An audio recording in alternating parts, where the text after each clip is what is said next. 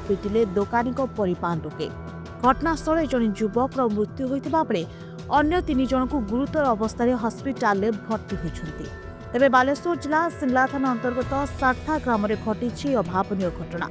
सूचना अनुसार सारथा ग्राम अजय दास को लुगा दुकान किछि दिन पूर्व किछि दुर्बृत्त ताला भांगी चोरी करने एने से थाना अभियोग करते चोर मानकर कौनसी संधान मिल नथिला। तेबे आज अजय दास एवं तांको दुई पुओ तांको दुकान चोरी करथिबा संदेह रे ग्रामर त्रिलोचन प्रधान, सतीश सिंह, भानु प्रधान एवं तप्पू महांती को रास्ता पार्श्व इलेक्ट्रिक खुंटी रे बांधी लुहा रड रे निस्तुक फेंकिथिले।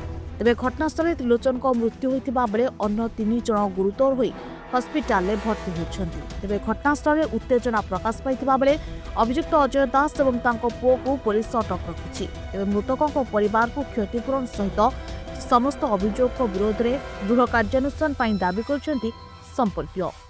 घटना से अजय दास गोटे कोस्ट केनाल लुगा दुकान थिला किछि दिन पूर्व तार चोरी हो जाता एक गाँव को सब लोक अवगत सी कहता है मोर चोरी हो जाए। इति अवसर आजिका डेट्रे सका 7टा टाइम ये 4 जन पिला को दुआर जाकि डाकी आनिकी बाप माँ कतरू आम घर को चाल कहीकि आनिकी इलेक्ट्रिक पुल केनाल आड़ी उपरे ता दुकान पाखे इलेक्ट्रिक पुल बांधिकी बाप पुओ निर्मम भाव ताल ठेंगा और नुहा रड ये माड़ दबा भितर जो मंगलिया बिली जो पिलाटा तार प्राण गला आउ अन्य माने मेडिकल पड़छन।